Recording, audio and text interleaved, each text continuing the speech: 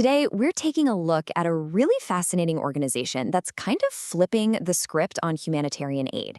It's called Humanitarian Services Action, or HUSA for short, and their entire model is built around this idea of transforming a community, but led by the community itself.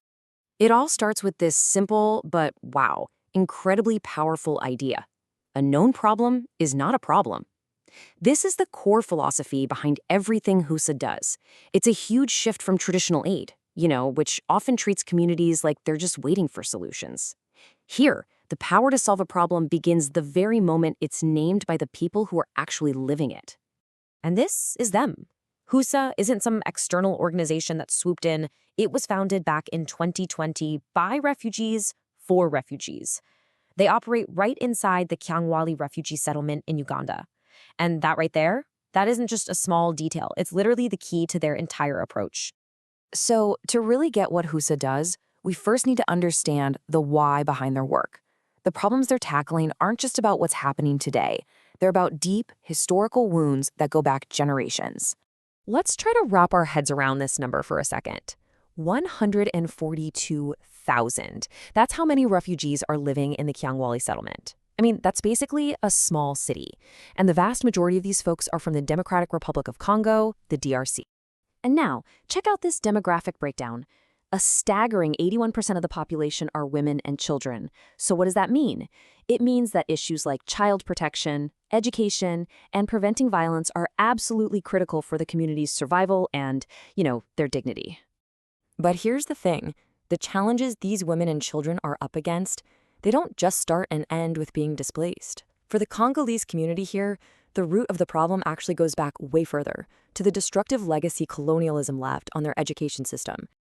And this slide really shows you the heart of the problem. During Belgian rule, the education system in the DRC wasn't designed to empower anyone. Nope. It was designed to create low-level workers. I mean, think about this. In over 50 years of colonial rule, the entire country produced fewer than 20 university graduates. That wasn't an accident, that was the whole point. And the legacy of that? Well, you see it right here, today, inside Kyangwali. 90% of Congolese adults in the settlement don't have any formal education. That's not just a number, it's a generational void that affects everything, from a family's health to their ability to make a living. And that's where the cycle continues, right? When parents have been shut out of education themselves, it's just incredibly difficult to support their own kids' learning. This educational vacuum feeds directly into these awful cycles of poverty, child abuse, and gender-based violence. So when you're facing a problem this deep, this generational, how in the world do you even start to break that cycle? Well, this is where HUSA's really innovative solution comes into play.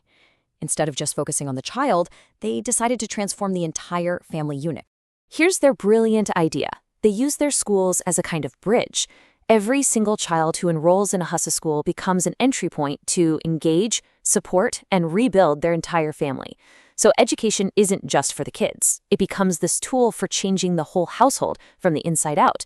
And this is what they call the model family approach. When a family partners with HUSA, they agree to 4 key commitments. Number 1, a home with zero tolerance for child abuse. Number 2, zero tolerance for gender-based violence, or GBV. 3, working together to build ways to earn a stable living.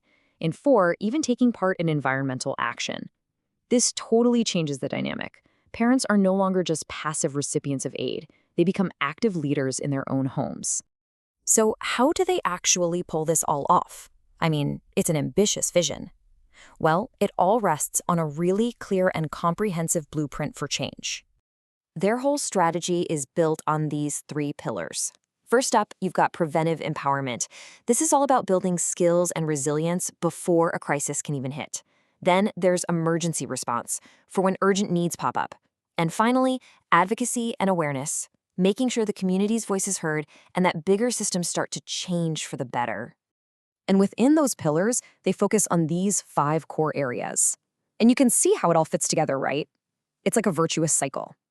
Quality education helps protect children, which is directly tied to preventing gender-based violence. And all of that gets stronger when people have sustainable livelihoods and a healthy environment. It's a truly holistic way of looking at things. Okay, so that's the theory, but does it actually work? Well, let's look at the numbers.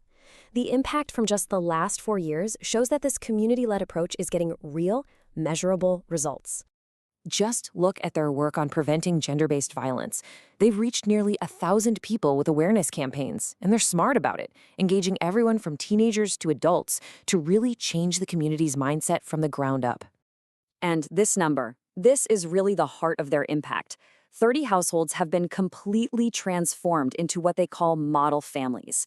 And these families, they're not just success stories. Nope. They're now out there in the community, acting as agents of change, influencing their neighbors, and showing everyone that this kind of transformation is possible, one family at a time.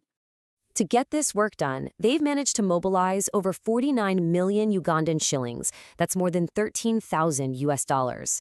Now, this isn't just about the money, it's proof of the trust they've built. Partners are investing because they can see that this model is truly owned and driven by the community itself. And here's a fantastic example of building true self-reliance. They've helped set up 24 micro-businesses, specifically supporting the most vulnerable people, single mothers, widows, and young people, to create their own sustainable incomes. And of course, they aren't doing this in a vacuum.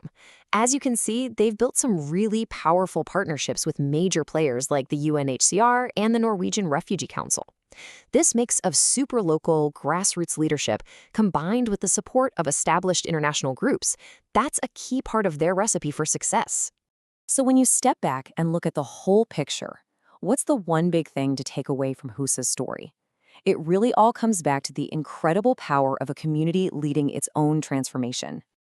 At the end of the day, Husa's success proves a simple but really profound truth. The people who are closest to the problems are also the ones who are closest to the solutions.